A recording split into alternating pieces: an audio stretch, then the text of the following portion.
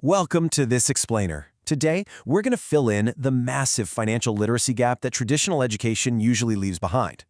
We are diving straight into the fiercely contested origins and the actual fundamental nature of money. Look, this isn't your standard Economics 101 textbook snooze fest. We're going deep into a totally fascinating historical and theoretical debate. So let's kick things off with a deceptively simple question, one that has literally torn economists and anthropologists apart for over a century. Where did money actually come from? And honestly, the answer you give to this question, it completely changes how you understand every single dollar sitting in your bank account right now. Chapter 1. The Myth of Barter. You probably know the standard story you learned in school, right? Early humans supposedly traded via barter. You had chickens, I had shoes, we swapped. Eventually, we found this way too clunky and invented coins as a universally accepted commodity just to make things easier. But heterodox theorists and anthropologists point out a massive plot twist. As Cambridge anthropologist Caroline Humphrey perfectly captures it, there is absolutely no historical or ethnographic evidence that pure barter economies ever actually existed. No way, right? And this brings us to the absolute core of the debate we're exploring today. Orthodox economics views the foundation of exchange as swapping two physical goods, a commodity for a commodity. But the heterodox credit theory argues that economic exchange is fundamentally different. It's all about swapping a commodity for a credit, or an IOU. Think about it. If I give you a sweater and you agree you owe me $5, we just created a credit and a debt. That relationship, according to this theory, is the true bedrock of money. Back in the early 20th century, a financial advisor named A. Mitchell Innes launched a complete frontal assault on that orthodox commodity theory. He famously declared, "Credit and credit alone is money." Innes argued that even ancient coin values didn't actually come from the metallic weight of the gold or silver in them, like everyone usually thinks. Instead, their value came from their stamped valuation. Minting was never really about creating a coin with metal perfectly equal to its face value. It was about creating a token, a physical marker of credit that could circulate. Let's move on to Chapter 2, In Defense of Adam Smith. Okay, so if the fabled land of barter is a complete myth, did Adam Smith and centuries of orthodox economists just get it entirely wrong? Well, defenders of Smith, like George Selgin at the Cato Institute, argue that Smith is being pretty unfairly critiqued by modern anthropologists. Selgin points right back to Smith's own writings, noting that when Smith talked about the barter system becoming clogged and embarrassed, he wasn't necessarily talking about trades between close neighbors. Selgin impartially points out that Adam Smith actually completely understood that credit and gift-giving worked perfectly fine in families or tight-knit villages. If your neighbor needs a favor, you don't demand cash. You just remember they owe you one. That requires a ton of trust. But Smith theorized that money was invented out of pure necessity when strangers with zero underlying trust needed to trade. As societies grew and commerce expanded between completely different communities, those close kinship ties naturally weakened.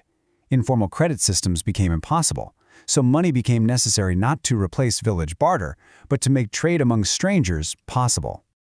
Which brings us to Chapter 3, Modern Banking and T Accounts.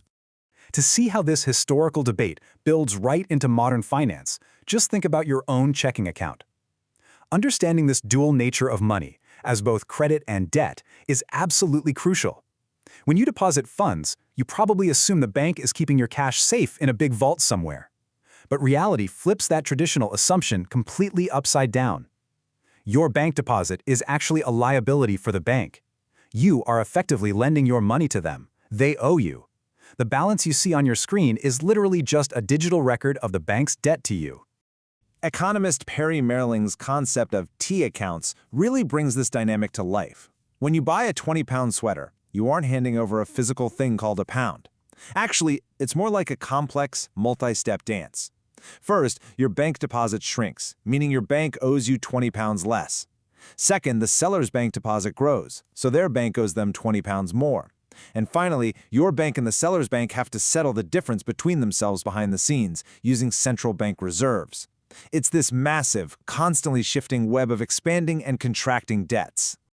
This establishes a really clear hierarchy of money. Down at the bottom, you've got a personal IOU, a credit, sure, but not very widely accepted. In the middle, you have commercial bank money, which is what you and I use every single day.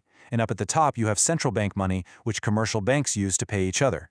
Merling points out something fascinating here. What looks like real money when you look up the ladder is actually just someone else's credit or debt when you look down. All right, let's dive into Chapter 4, The Truth About Crypto. Let's apply these historical theories to today's ultimate financial wildcard. Bitcoin's original white paper essentially tried to digitally replicate that orthodox commodity money theory we talked about earlier. The goal was to create a system relying purely on math and code, completely bypassing third-party banks or governments. But remember Innes and the credit theory, because you can't identify a clear creditor and debtor in a Bitcoin transaction. It has no intrinsic use value and absolutely no one owes you anything for holding it. Many financial critics argue it functions much more like a speculative digital asset or digital gold rather than actual functional money. But honestly, the real financial action today isn't just in Bitcoin. It's in stablecoins, like Tether or Circle. These are digital tokens pegged to a fiat currency, claiming to offer the absolute best of both worlds: blockchain decentralization combined with rock-solid price stability. And their daily trading volumes are massive, often blowing right past Bitcoin. Now, this exposes a pretty massive irony in the modern crypto landscape. Stablecoins have largely abandoned the decentralized, trustless promise of crypto. In reality, they are highly centralized institutions. Instead of relying on a trustless blockchain, you basically have to entirely trust that the Tether institution actually holds the U.S. Treasuries and assets they claim to. So rather than being revolutionary new money, critics argue they've essentially just reinvented standard, relatively unregulated 15th century shadow banking. Ultimately, holding a stable coin is fundamentally the exact same thing as holding a commercial bank deposit. You are holding a claim on their debt. If you hold 50 Tether tokens, the Tether institution owes you $50. Simple as that. It perfectly proves that those century-old credit theories of money aren't just dusty historical footnotes, they are highly relevant frameworks for making sense of the digital age. Which leaves us with this final thought to close our explainer today. We've traveled from the myth of ancient barter through the bustling markets of Adam Smith, all the way to the digital ledgers of modern shadow banking. So the next time you open your banking app or check your crypto wallet balance, I want you to ask yourself, do you actually hold a physical thing called money? Or are you simply holding on to a fragile, incredibly complex chain of promises? Thanks for watching, and always keep questioning what you think you know.